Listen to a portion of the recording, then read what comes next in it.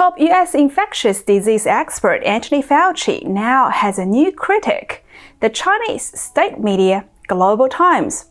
He was accused of betraying his conscience, betraying Chinese scientists, and fanning a huge lie against China. How is this betrayal coming from? US Senate just passed a bill that requires President Joe Biden to declassify all intelligence relating to the origin of COVID-19, including the information about what happened at the Wuhan laboratory at the start of the pandemic. Just before that, an amendment which bans the use of US taxpayer dollars to fund gain-of-function research in China was adopted by the Senate. Welcome to Beyond the News. I'm Faye. What is the role Dr. Anthony Fauci plays on the matter of the origin of COVID-19? Early this month, Dr. Fauci said he's no longer convinced that the deadly virus developed naturally.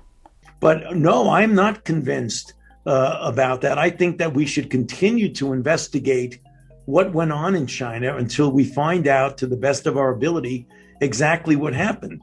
Fauci also told a Senate hearing on May 11 that he would support a further investigation during an exchange with Senator Roger Marshall. Dr. Fauci, do you think it's possible that COVID-19 arose from a lab accident at a lab in Wuhan, and should it be fully investigated? That possibility certainly exists, and I am totally in favor of a full investigation of whether that could have happened. However, this is quite obviously a change from Dr. Fauci's previous view that the disease very likely came about after animal to human transmission. He said in an interview with National Geographic last May, if you look at the evolution of the virus in bats and what's out there now, the scientific evidence is very strongly leaning toward this could not have been artificially or deliberately manipulated. Everything about the stepwise evolution over time strongly indicates that this virus evolved in nature and then jumped species. Fauci's flip-flopping makes him under fire. Republicans now call for his termination because of his shifting position on very serious COVID-related topics, which include not only the origins, but also on whether the US government funded research at the Wuhan lab. Earlier this month, Senator Rand Paul and Fauci had a very heated exchange during a hearing on whether the Wuhan lab had received US funding directly or indirectly. Dr. Fauci, we don't know whether the pandemic started in a lab in Wuhan or evolved naturally, but we should want to know. 3 million people have died from this pandemic, and that should cause us to explore all possibilities. Instead, government authorities, self-interested in continuing gain-of-function research, say there's nothing to see here. Gain-of-function research, as you know, is juicing up naturally occurring animal viruses to infect humans. To arrive at the truth, the U.S. government should admit that the Wuhan Virology Institute was experimenting to enhance the coronavirus's ability to infect humans. Juicing up superviruses is not new. Scientists in the U.S. have long known how to mutate animal viruses to infect humans.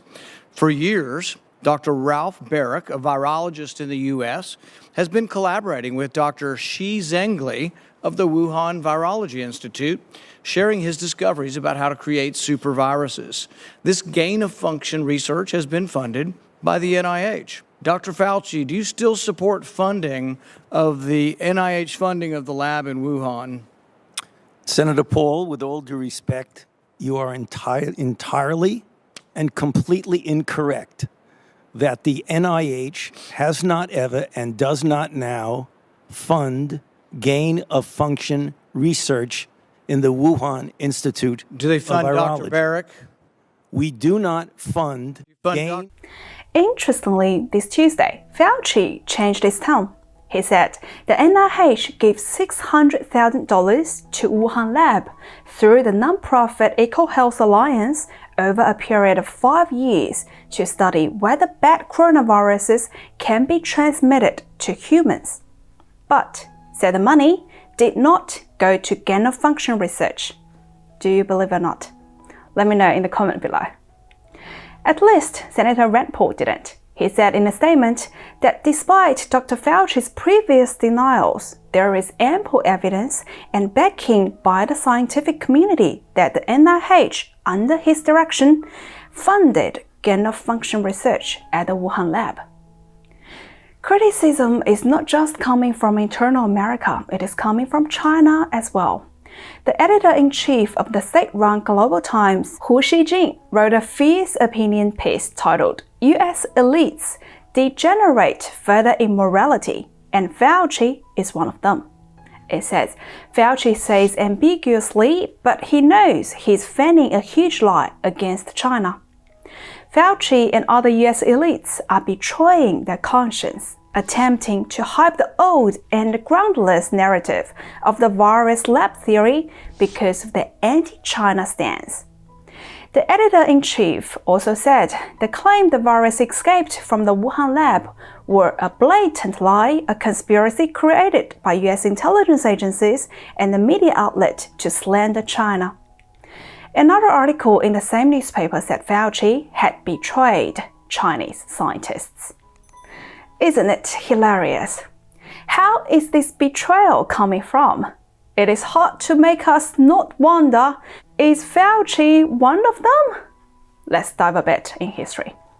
At the early stage of the outbreak, Fauci was one of the first to oppose the travel ban on China by the Trump administration. He also praised the transparency of the handling of the pandemic by the Chinese government. After that, he consequently spoke out against the Trump administration's action dealing with the pandemic, which brought him many glowing reports from the Chinese state media outlets, praising him for his professionalism and courage to speak out the truth. When former President Donald Trump repeatedly referred the virus as Chinese virus, Fauci responded he would never use the phrase to describe. These behaviors really makes him just like a loyal, true friend of China. I believe that's also how the Chinese government thought about him. But who knows, Fauci's slight change on his tongue makes him a traitor. So when it comes to the extremely serious topic on the deadly virus, objective scientific facts seems the least important. The good thing is, U.S. Senate just passed an amendment which would ban the use of U.S. tax dollars to fund gain-of-function research in China.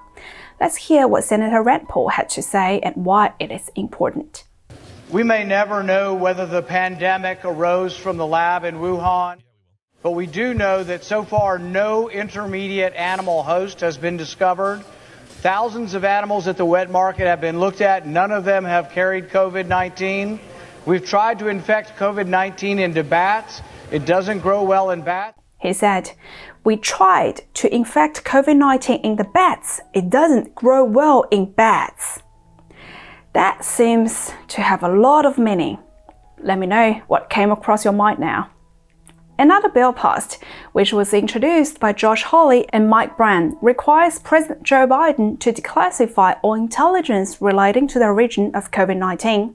Biden said on May 26 that two likely scenarios are believed in the U.S. intelligence community, and a significant number of officials believe the virus was spread due to a lab accident. He now ordered intelligence agencies to investigate the emergence of COVID and report within 90 days. It is hard to believe the lab leak theory, which was repeatedly raised by the former President Donald Trump, was accused as conspiracy theory last year, now goes mainstream. Do you believe the virus was leaked from the Wuhan lab? And what do you think about the complicated story between Fauci and China? Let me know in the comments below. If you like the video, please give me a thumbs up, share the video, and hit the subscribe button. Thank you for watching Beyond the News. I'm Faye. Until next time.